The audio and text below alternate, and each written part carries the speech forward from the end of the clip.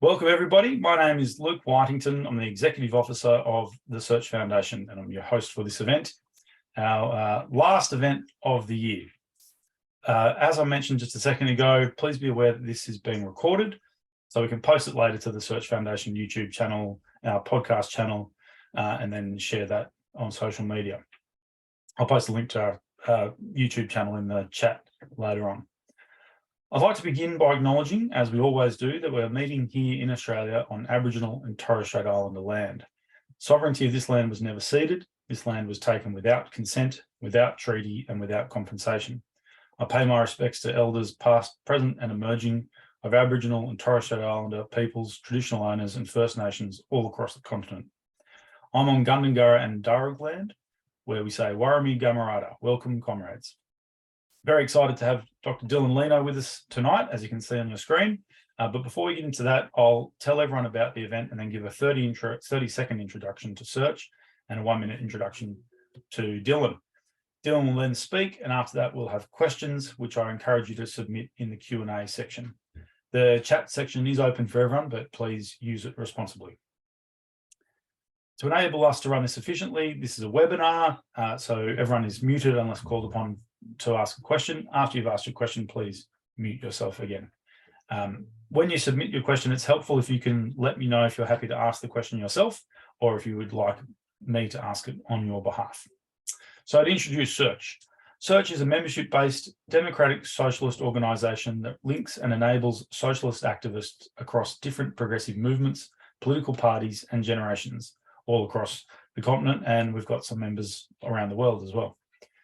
Our members come from diverse backgrounds, but we have common aims and values summarised in our goal of democratic ecological socialism. We run socialist education programs, we publish news and views at search.org.au and through social media channels, and we put on events like this one. I encourage you to like the Search Facebook page, follow our Twitter page, check out our YouTube and also our podcast channel, and go to search.org.au if you are interested in applying for membership, or simply get in touch with me to talk about what Search does and other events and other activities that we've got happening. Our contact details are on our website and our Facebook page, where you can also find on our website a way to sign up to volunteer with our Voice Treaty Truth working group.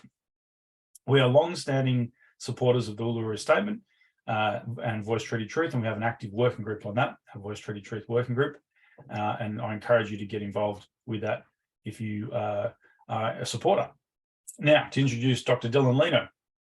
I assume that's correct, by the way, Dylan. I've been pronouncing it Lino, but is it Lino? Yeah, no, you got it right, Lino. Yeah. Very good. So Dr. Dylan Lino is Senior Lecturer at the TC Beirne School of Law at the University of Queensland and was a member of the team that provided legal advice to the Uluru Dialogue. Dylan researches constitutional law, colonialism and imperialism, and in particular, the rights and status of Aboriginal and Torres Strait Islander peoples within Australia's settler constitutional order. He is the author of Constitutional Recognition, First Peoples and the Australian Settler State, published by the Federation Press in 2018. According to Bundjalung lawyer Dani Larkin, this book provides an outstanding historical and theoretical account of constitutional recognition and what it means for the First Peoples of Australia. Dylan will talk to us and take questions on what the voice means for sovereignty, on why it comes first in the Voice Treaty Truth sequence, and how change to the Constitution has historically led to further positive changes for First Nations peoples. So Dylan, thank you for being with us tonight, and over to you. Great, thank you. And you can hear me okay? Can you hear me?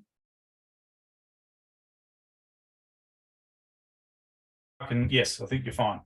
Yep, okay, no worries. Just interrupt if anything starts going wrong. So yeah, thanks very much for that introduction, Luke. I want to acknowledge that I'm on Yuggera and Turrbal country, and want to acknowledge that the different countries that other people are joining us from as well.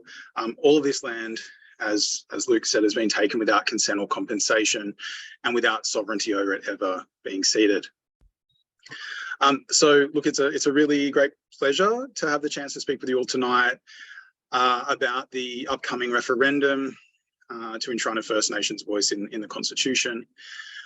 Before sort of getting stuck into that, I just wanted to say a little bit about me and I guess the place that I'm speaking from, because I think it's important to sort of understand, I guess, where I'm coming from and what I see as you know, the place of someone like me. So I'm a non-Indigenous person. My ancestors came to Australia from England, New Zealand, British India, some in the late 19th century, most after the Second World War.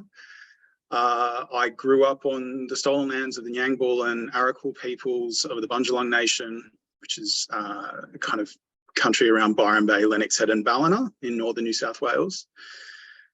For more than a decade now, I've been researching and teaching on Aboriginal and Torres Strait Islander peoples' position and status within the Australian constitutional order. And this, I guess, my involvement in more than a casual political sort of interest way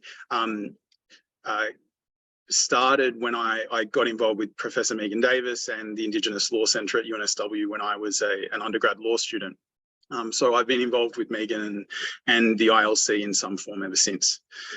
And so anyway, I think there's a kind of an important question here, which is what role a settler Australian like me, and I imagine a lot of the people in this audience, should have in the pursuit of justice for First Nations peoples. In a context where Indigenous voices have so long been ignored, silenced, suppressed, drowned out, many of us, I think, recognise, you know, rightly, that it's vitally important for non-Indigenous people to step back and make space for the voices of Aboriginal and Torres Strait Islander people. And that situation is, of course, what a First Nations voice is designed to help address. One constructive thing that I think non-Indigenous people can and must do, really, as allies in Indigenous struggles for justice, is to take responsibility for our own law. So that means taking responsibility for understanding the role of settler law in supporting and legitimating colonialism in the past and present. And I think taking responsibility for our own law also means using what power we have to support Indigenous struggles aimed at transforming that law in less oppressive and more emancipatory directions. So for settler Australians to take up the Uluru Statement's demand for a constitutionally enshrined voice, followed by treaty and truth, is, in my view, an important act of taking responsibility for our own law. And I think it's fantastic that the Search Foundation is committed to taking that responsibility as well. And, you know, it's worth noting, and I'm sure this is not news to a lot of you here, but some of the most important non-Indigenous campaigners for the 1967 referendum were members of the Communist Party of Australia. And it's wonderful to see Search continuing the socialist tradition of solidarity with First Nation struggles. All right, so on to the talk in the kind of the substance of what I wanted to talk about tonight. When Bob Boughton invited me to kind of speak with you all, he proposed that I talk about a few specific topics. And so I'm going to do that. I'm going to stick to the brief, and I'll introduce them now with some slides, because I think it will hopefully make more sense doing the slide thing. So I'll just see if I can share my screen.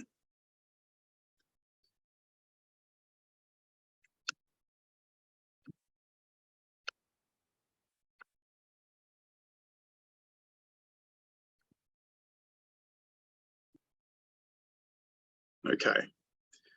I'm hoping that that is now visible. Luke, is that visible? Yep. Yep, looks good to me. Cool.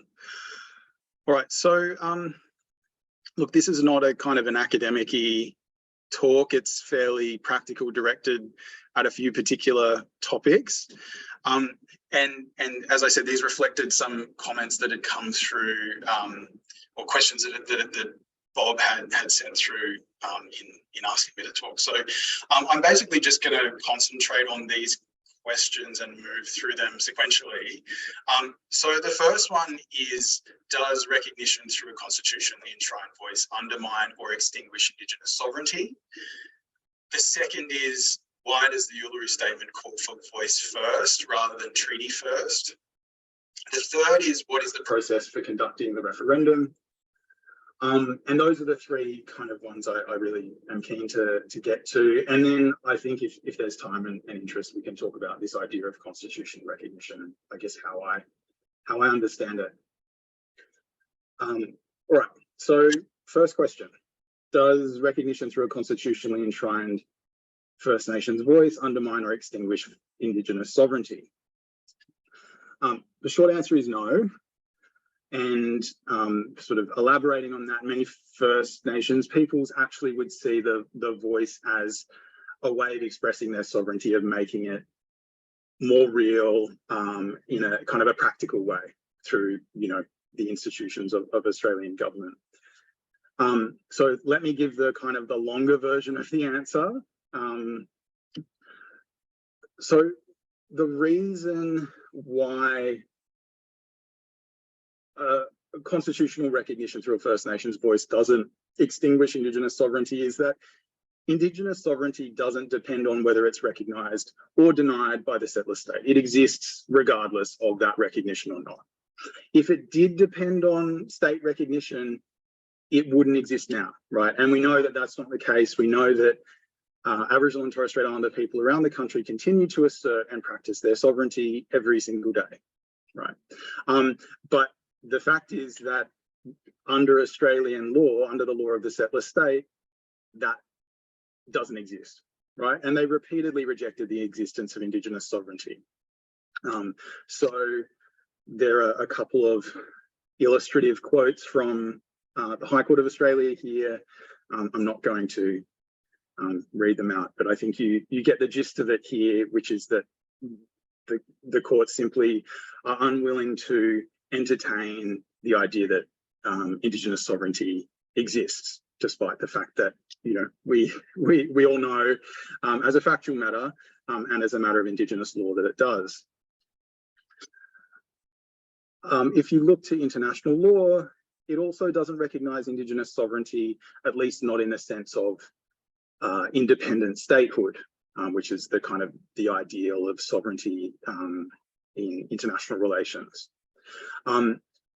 Obviously, with the UN Declaration on the Rights of Indigenous Peoples, this 2007 declaration by the UN General Assembly, this guarantees some quite extensive and expansive rights of self-determination, including quite extensive forms of self-government and autonomy for Indigenous peoples.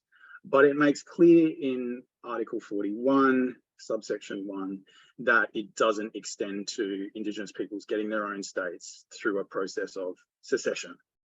Okay, so international law doesn't recognise Indigenous sovereignty either.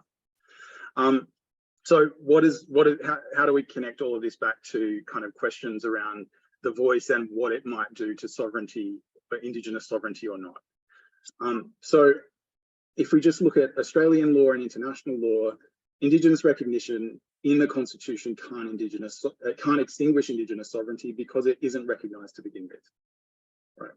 So whatever, you know, the voice does in terms of guaranteeing Indigenous peoples a greater say in the laws and policies that affect them, that are kind of developed by the Commonwealth government,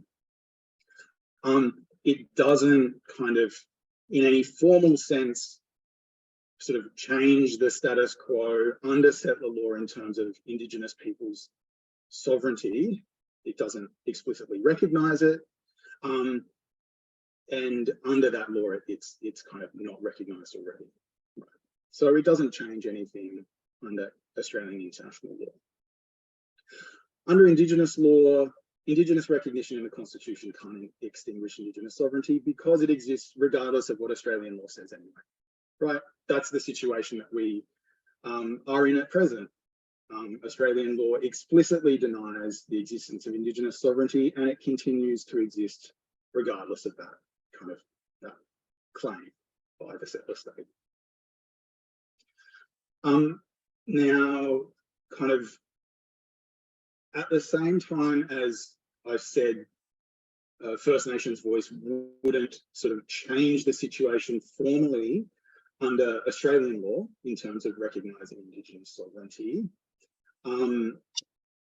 In practice, I think many First Nations people see the enshrinement of a First Nations voice in the Constitution as sort of enabling them to better exercise their sovereignty. Right, so it might not be a kind of a formal recognition of sovereignty. It doesn't say, you know, in the proposed amendment, at least put by the Albanese government, that, you know, Indigenous sovereignty is hereby recognised.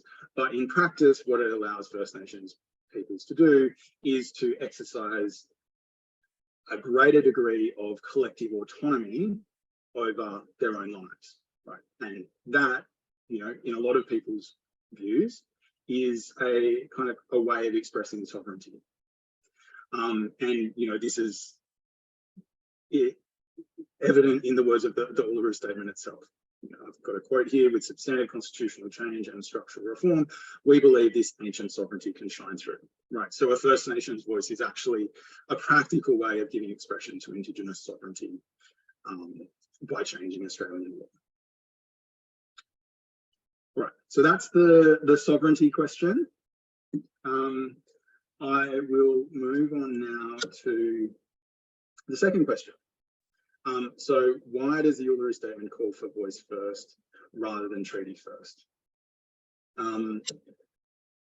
Now, this was kind of, I guess, the priority of the voice over treaty and truth was decided by the regional dialogues and the National First Nations Constitutional Convention, which was, you know, the deliberative First Nations institutions that produced the Uluru Statement in 2016 and 2017. And I really like the way that Torres Strait Islander scholar Simon Nakada explains the priority of voice in the sequence. And she says, I've got this quote here: voice precedes treaty not because a voice matters more, but because of what a voice makes possible. Okay, so it's not that the voice is more important than treaty, but it's because the voice changes the kind of the situation, the political and legal situation, in a way that enables treaty making to be better, I guess. So I think there are two kind of key dimensions to how a voice can make treaty making better. The first is that the voice can give First Nations peoples greater political power in negotiating a national framework for treaties. Right. This is the whole idea behind a voice, is that it will give Indigenous peoples collective political power. It institutionalise that through the process of a referendum and kind of this formal recognition of the Constitution. It will kind of enhance that political power of this body more than, say, a body that was just recognising legislation. And all of this will be valuable in shoring up Indigenous people's bargaining power when it comes to the second stage of settling on a framework for national treaty making. Okay. Without a First Nations voice, you don't have that same kind of coordinated political power at the national level to sort of have input into this treaty framework. The second thing that I think, second dimension of why a voice comes first, is because it can help ensure that the national treaty framework has legitimacy among Aboriginal and Torres Strait Islander peoples. It sets up a representative institution of Aboriginal and Torres Strait Islander peoples from across the country, and by giving that body a kind of a say in the design of the treaty framework, it ensures that it's not just something that's developed, by the Commonwealth government, single, one-sided, or it's not developed by, handpicking, particular individuals that, may be more sympathetic to the government's position, right? It's people who are going to be chosen as representatives of First Nations peoples by First Nations themselves. I think developing a national treaty framework in any case would require some kind of representative body in order to kind of give it legitimacy, right? And so a voice is kind of a vehicle for that. And I think the reality of the necessity of some kind of representative First Nations body or First Nations voice has been confirmed in the Victorian treaty process. So this is a process that is kind of the longest running treaty process in Australia, really kicked off in 2016. And one of the first things that kind of was pressed for by Aboriginal activists in Victoria was some kind of representative institution to facilitate and give legitimacy to the negotiations over a treaty framework that would govern the kind of the whole process, right? So I think that kind of just demonstrates the kind of the reality of that point and the need for some kind of representative body. All right. Third question, what's the process for conducting the referendum? I think a lot of people will know at least some of this. Maybe only a few people will know all of it. Some of this is kind of just generally about conducting a referendum for amending the Constitution. Some of it applies more specifically to the conduct of this particular referendum on a First Nations voice. So this is the bit that probably most of you will know. In terms of formally amending the Australian Constitution, there are kind of two main steps. The first one is that a bill to amend the Constitution, so just kind of legislation, has to be passed by both houses of Parliament with absolute majorities in them. There is a kind of an alternative option where there's deadlock between the two houses, only one house is passing it and another house is not. And then there's the possibility that the one house that's in favour can pass the bill twice, and then you can go to a referendum. So that could potentially come in play if we had a hostile Senate, I guess.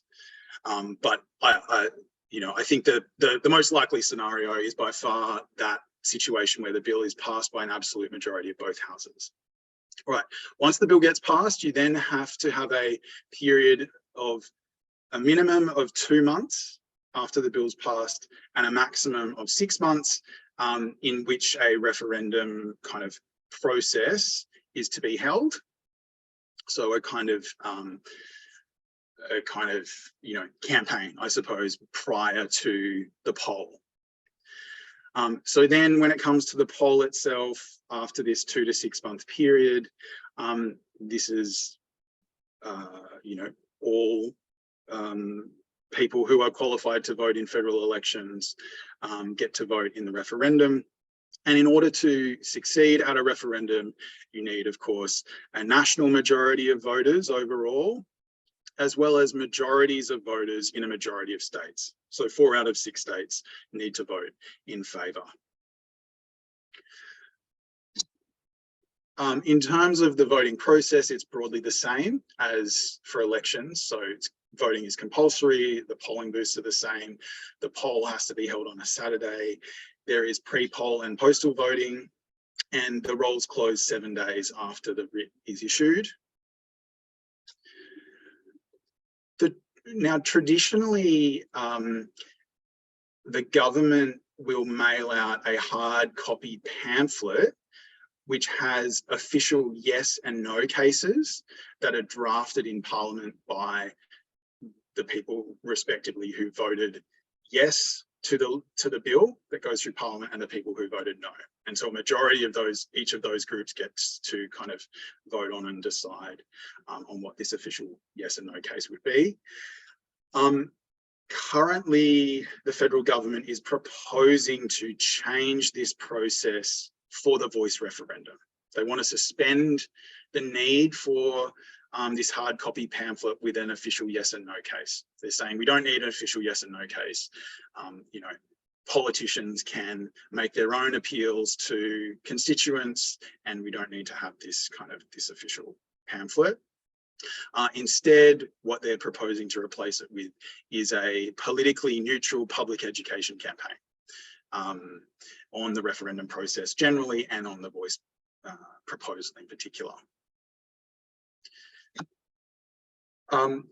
There will be no public funding for either the yes or the no cases, the government has said. And in fact, this is historically been the norm. It was only, I believe, with the 1999 referendum for a republic where there was public funding given to the yes and no cases. So this is the norm. Campaigns will therefore have to rely on private funding, and there are proposed amendments again to the referendum legislation, which would basically align the referendum campaign finance rules with electoral campaign finance rules.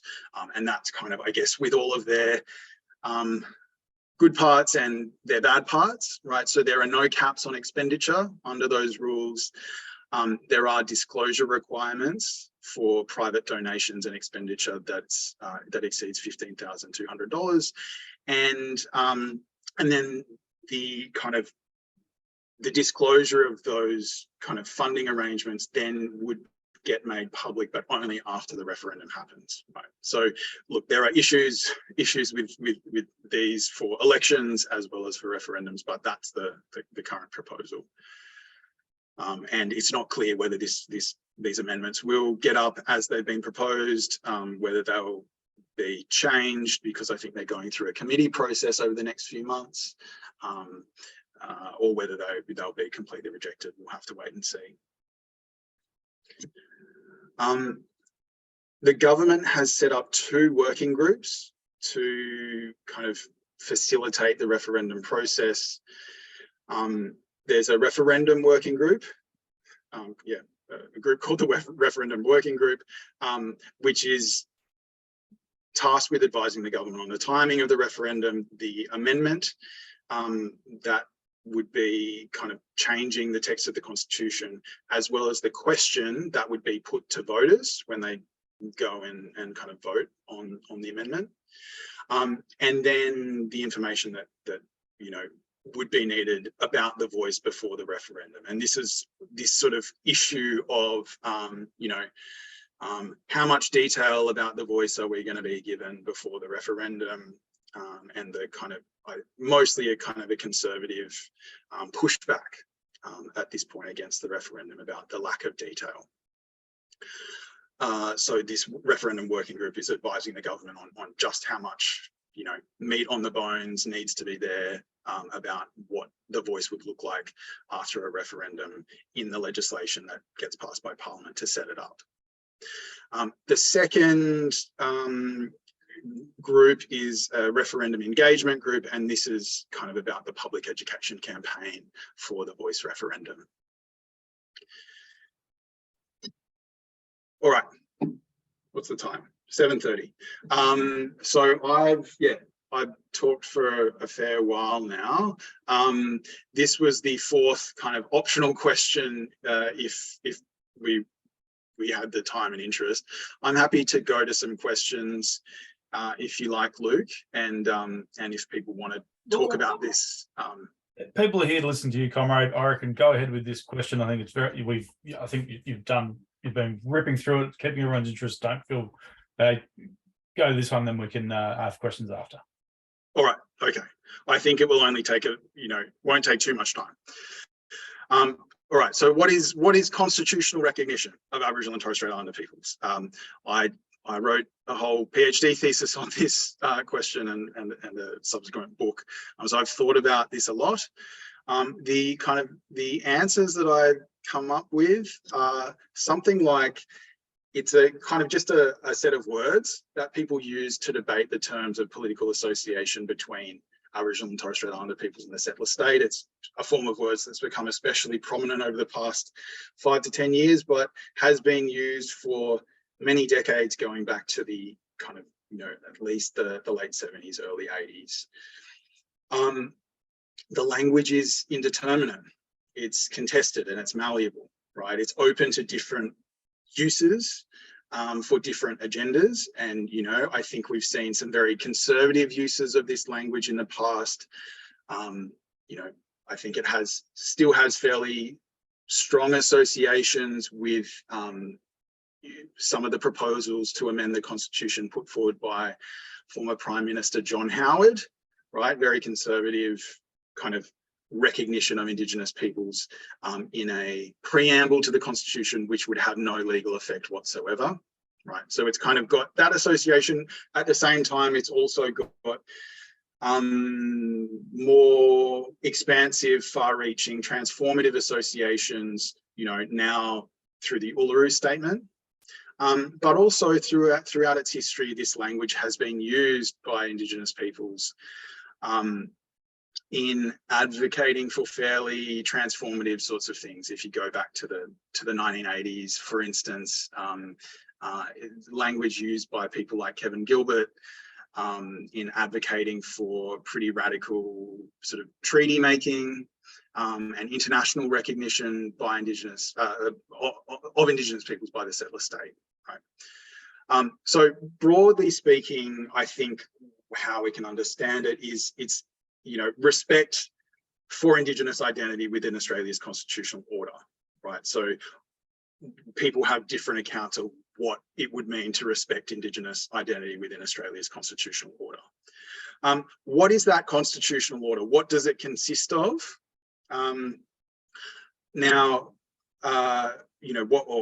As I framed it here, what makes a form of recognition constitutional?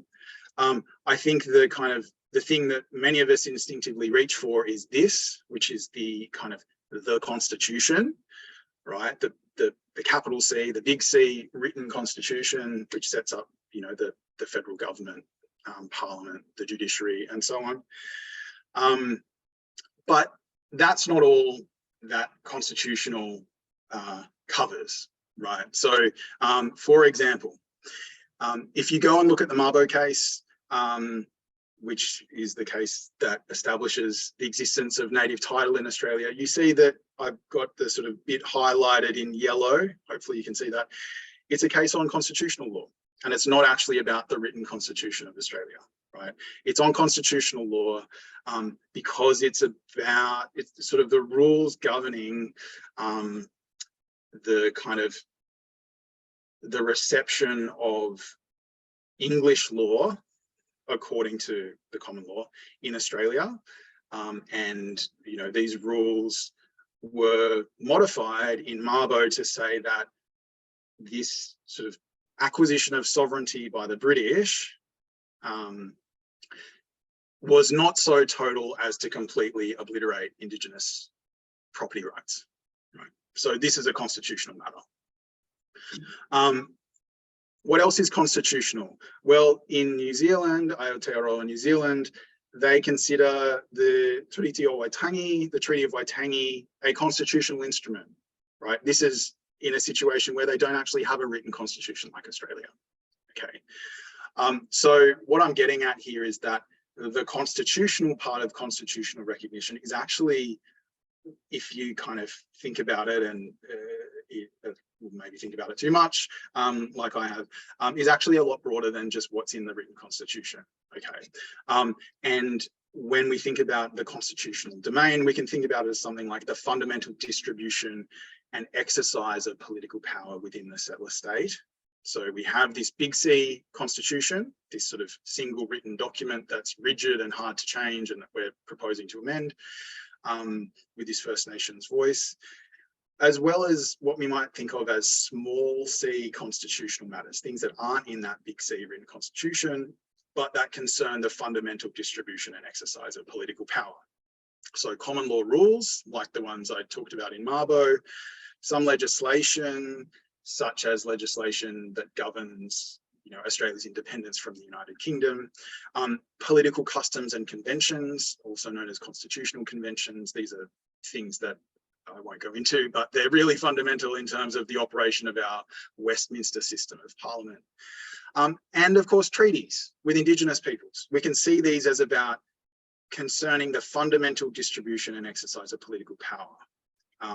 And so you can see treaties as a form of constitutional recognition as well, which I think is important when, often people talk about constitutional recognition versus treaty. I would see treaty as a form of constitutional recognition.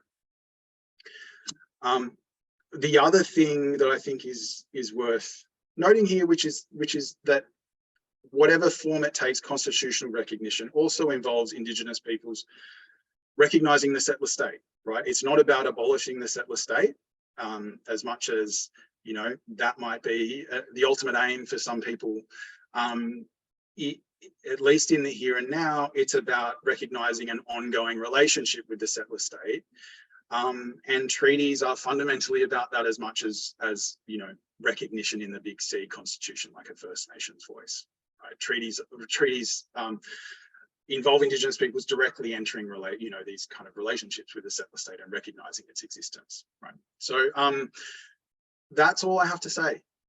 So I would really, look forward to having a chat. Brilliant, thank you. I think I'm back somewhat. There we go, there I am. No, that's great. I'm sure everyone's cheering and clapping at home. Thank you for that. Extremely erudite and well-informed explanation of the issues and answering the questions, but particularly our co-convener of our Voice Treaty Truth Working Group, Bob Boughton, put to you. So thank you for that. We've got some questions coming through on the Q&A, and I have had a couple of questions submitted to me already prior to. One of those is from about the people who've raised ambivalent views about the voice. So people who have ambivalent views about the voice often raise a concern that the details of how the voice will be organised, etc., are not yet available. What's the best way, in your view, to explain the key purposes of the referendum? That's from Jackie Whitton.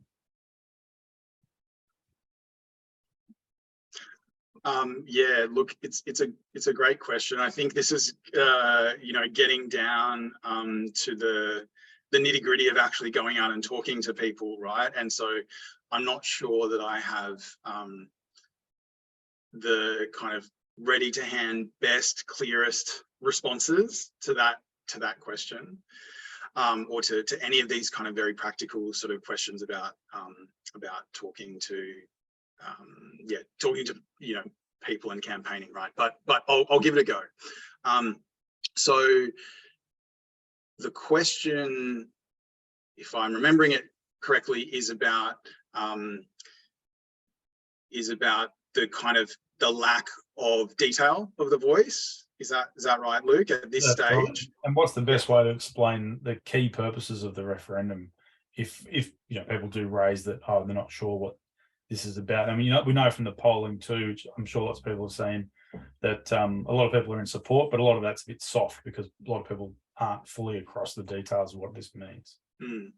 Yeah, so let me kind of give I might give a kind of quick background to like the strategy, I suppose, behind that approach, as I understand it. And as we're seeing, it's not without kind of issues or costs, but I think it's also, all things considered, the best approach to be taking. I think it's better than the alternatives. So the strategy is you kind of propose an amendment which would guarantee the existence of the voice. It would guarantee that the voice is a representative body that has kind of these core functions of making representations to the executive and the parliament on matters concerning Aboriginal and Torres Strait Islander peoples. And then you kind of you empower the parliament to kind of create legislation that kind of sets up the voice in more detail. Right, so that's the kind of the proposed model. The thinking is basically that you can get a lot of agreement on this high level principle of First Nations peoples ought to have a national body that is enshrined in the Constitution that will represent them and give them a say in the policies that affect them. Right? You can actually, and as you say, look, there's polling that supports like broad agreement on that high level principle. Once you start kind of designing the nitty gritty of a voice, you're going to start fracturing that agreement. Right, people are going to have different views about what the voice should look like, and so it's going to be a kind of a situation where people might agree on the principle of a voice but disagree on the model. We can sort of see echoes of the 1999 Republic referendum, where the Republicans got split because they didn't, some of them didn't like the model that was on offer, so they voted no. Right. So the idea here is that let's agree on this high level principle. Let's guarantee certain aspects of it in the Constitution, but then we can sort out the nitty gritty where there's going to be, to put it bluntly, some shit fights, I think, over what it's going to look like, so that we don't kind of split the consensus, right? Obviously, this opens up this charge of, well, you don't have enough detail, and that's kind of the flip side of it, right? But I think all in all, it's the right political calculation to make. It's the better approach rather than trying to, enshrine a voice in detail in the Constitution or having a fully fledged model designed out where people get, it creates a much bigger target. People can just start picking off bits that they don't like and then saying vote no for that reason. So in terms of like how you answer the question of the detail or the lack of detail, I think you can just say that there's actually all the detail we need in the proposed amendment to the Constitution, right? We've got a specific form of words. We know what they're going to mean. And then in terms of the design of the voice, we know in terms of like the detail that this provision has given us, it's going to allow Parliament to determine, what the voice looks like right now. I think many of us have strong views that process needs to be, highly self-determined in terms of Indigenous peoples having kind of a really kind of strong control over that process of what the voice looks like in practice. But ultimately it would be for Parliament to determine. And the amendment is very clear that Parliament has that power, right? So we have certainty that Parliament has power to sort of ultimately determine what the voice looks like, right? And if Aboriginal and Torres Strait Islander people don't like what the voice looks like once it's kind of up and running, well, then Parliament has the power to change that, and members of the voice can advocate for change for that along with others. Okay, so I think maybe that would be a starting point for responding, but as I said, it's kind of I'm not I haven't thought through the kind of the nitty gritty of campaigning and persuading people necessarily. Thank you for that. I like that response, although I've kind of been using, I think it was Megan Davis's response of pointing people to, I'll just put it in the chat, the 268-page report from the inquiry into the Indigenous voice. So read that for detail if you really want detail, then get back to me, because I think a lot of the detail, where's the detail stuff, is coming from Sky News, and it's completely disingenuous. But that's right, there are some genuine people and fair-minded people who are asking that question, and it relates to the question there from Sam Altman, which is he's interested in local community effects of a constitutional voice. and asked what are some of the ideas of possible structures and processes. And I'll just read out my old friend Shane Phillips, my old coach at the Redfern All Blacks and captain coach, posted today, and I shared what he said on Facebook in the Uluru Statement from the Heart and First Nations Voice Supporters Group on Facebook. I'll just read just 2 paras from what he said. He said, if the voice meant local communities had the chance to design, empower themselves, determine the programs and processes that government keep failing on, that would be handy. Imagine around the country our people empowering themselves with the truth, responsibility, self-determination and locally designed processes that take us out of the deficit-based conversations.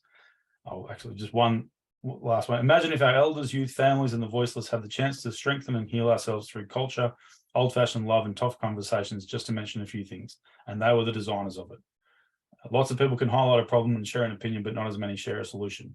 I thought that was particularly worth and well said from my old friend Shane.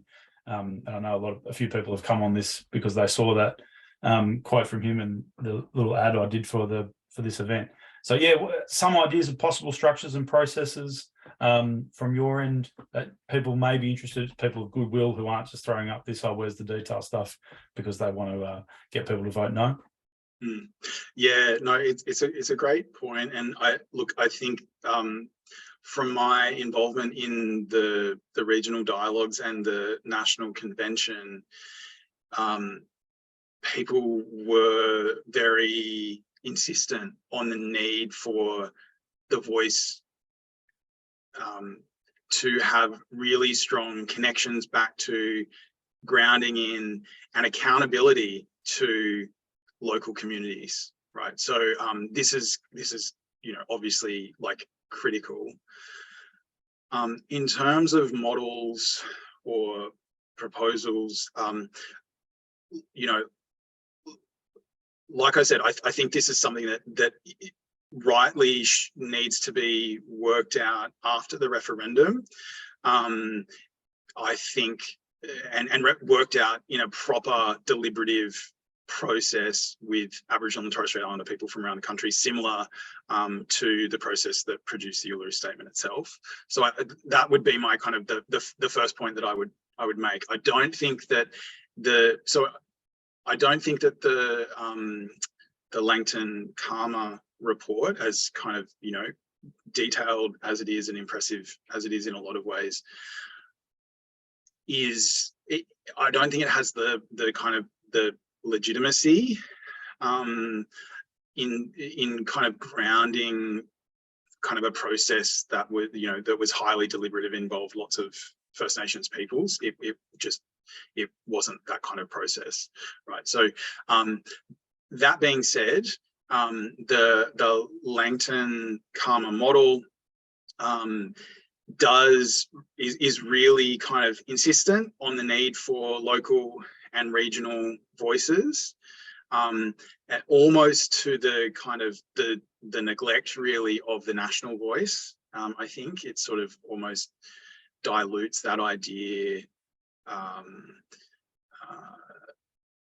bit too much. I think, at least in terms of the spirit of the Uluru Statement and what that vision was for a national, a powerful national collective body.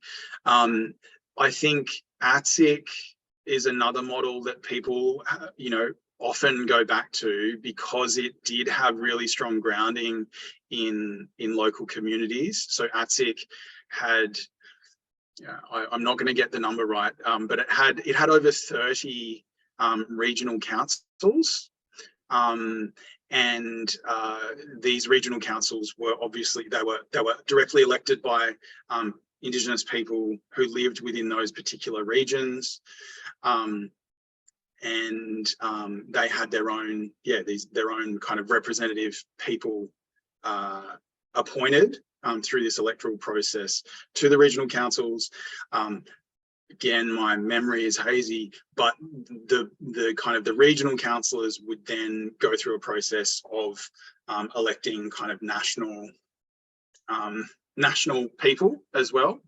And I think a lot of the kind of the reviews and kind of discussions about ATSIC and kind of,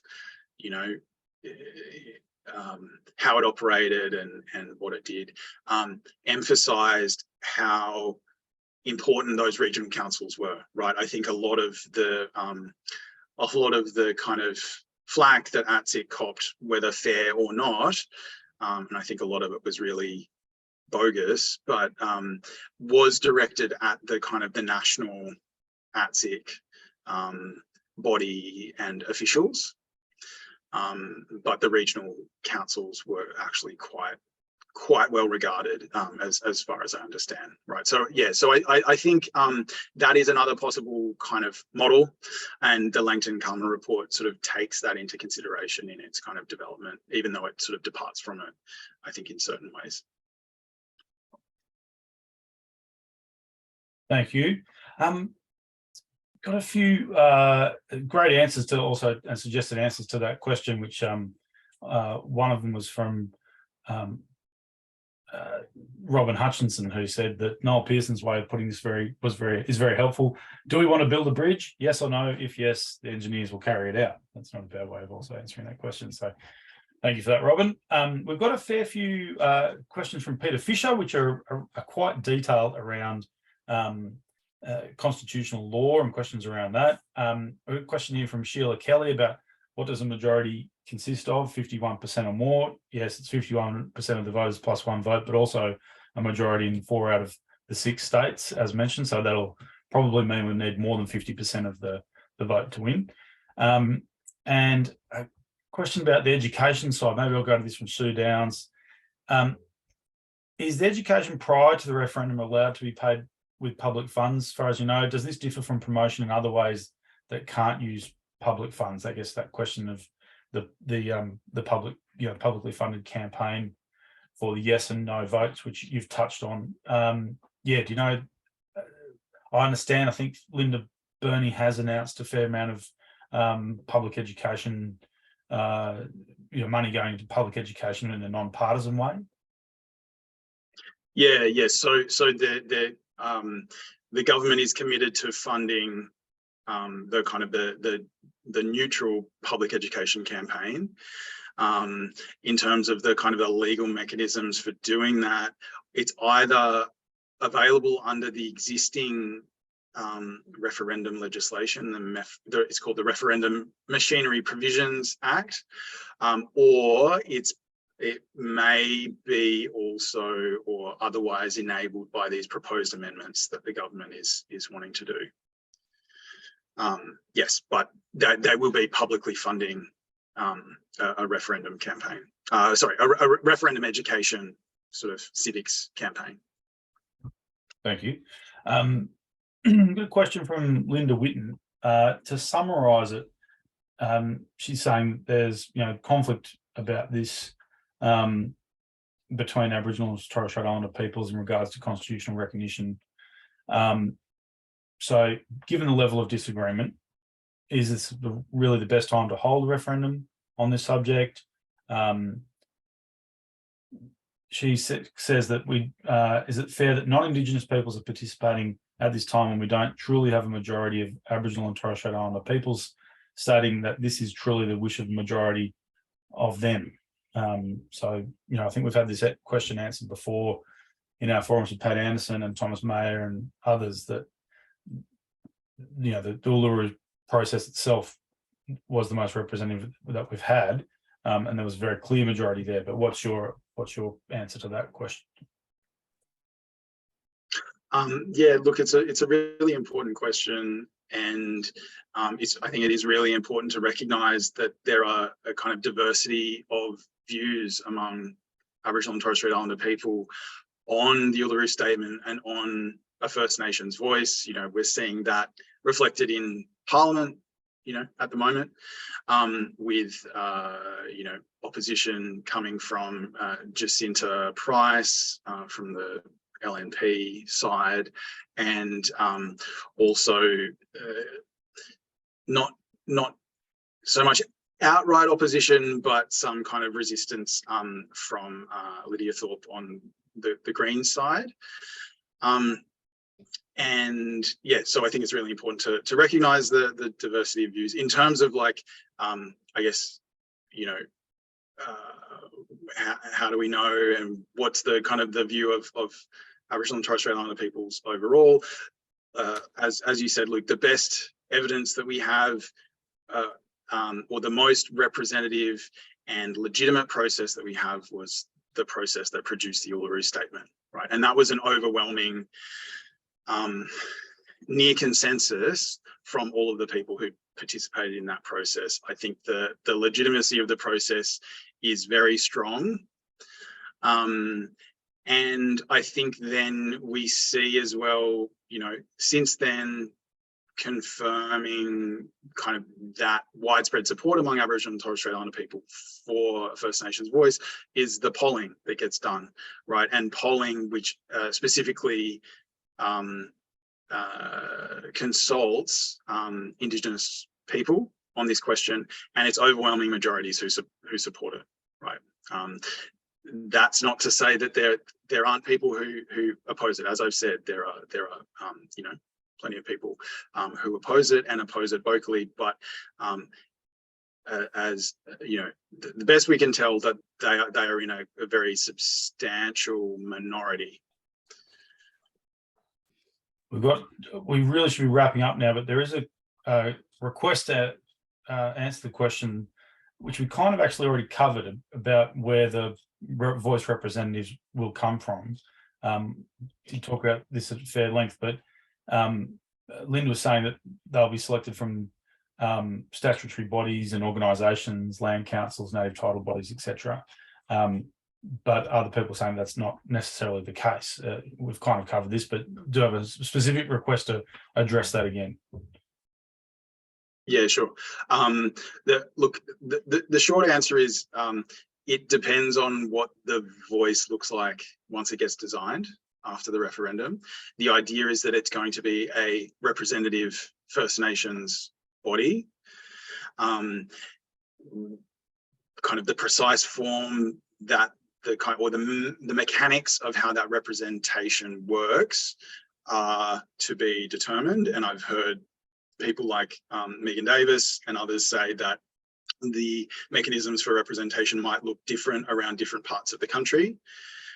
In some places it could be, you know, elections, right, for particular regions. In other places it may be based on, you know, the exercise of traditional authority and certain people who have, you know, authority to speak for particular nations. But there's no kind of, it's the most we can say at this point is it's going to be representative. What the mechanics of that representation look like is something to be determined after the referendum through a deliberative process with Aboriginal and Torres Strait Islander people. Thank you. Well, I'll now call on Jackie Whitton, who's been requested to speak via the magic of Zoom, to give you to wrap us up and say thanks for your contribution tonight. Jackie's dialing in, I think, from regional Queensland, so thanks for being there, Jackie. Okay, that's fine. Sorry, I don't have my video on. I can't put the video on, Luke. You should be able to now. You should be able to now, if you want to. All right. Okay. I've just. Well, anyway, I would like to, but I can't because you have to let me do it. But anyway, Dylan, look, it was really a great presentation, and thank you very much. In the chat, you know, people have said how clear the presentation was, and I think even though you said that you didn't necessarily get into the nitty-gritty of things, you gave us really great tools to work with in our campaign. And particularly, I'd like to mention that the Search Voice Treaty Truth Working Group is meeting regularly and, you know, working to support the First Nations organisations that are working towards a yes vote in the referendum, and that we welcome any other people from Search who'd like to join us in our campaigns. And Dylan, you've really clarified and identified a lot of the key issues that we will need to address in our work with talking to people and to, you know, getting the message out. And clearly from the chat comments and questions, we need a longer forum, and we'll certainly talk in our working group about ways that we can continue to discuss education forums and call on people like you with the expertise that you have in this area. So thank you very much, and thank you for all the participants for joining us. And please contact Luke through search the admin website, which email address, which you'll put up, Luke, in the chat, if you'd like to become involved. Thank you. Thank you so much. No, it's great. Really terrific. I was just going to say, no, it's been a real pleasure, and be more than happy to chat with you all again at some point, or answer questions. Feel free to email me at any time. I'll also share my slides. I'll send my slides to Luke, and anyone who's interested can have them. That's really terrific. Thank you, Dylan. It's as you can see in the chat, there's it's been really, really helpful for us. Thank you. No worries. Okay. Indeed, it's been brilliant. Thank you, everyone, for participating. Dylan is not an ivory academic. You can contact him via email, via the UQ website, and you can contact Search via our website as well, as Jackie mentioned. Thank you, Jackie, for wrapping us up, and thanks for Dylan. Thanks to Dylan for the whole night, and thanks to everyone for coming. We'll post this to our YouTube channel and social media and so forth. If all 65 people who attended tonight would share that video once it's done, we'll obviously, many more people will see this. So please, when you see it there, hit the share button so more people see it. Thanks a million. Thank you. Bye-bye.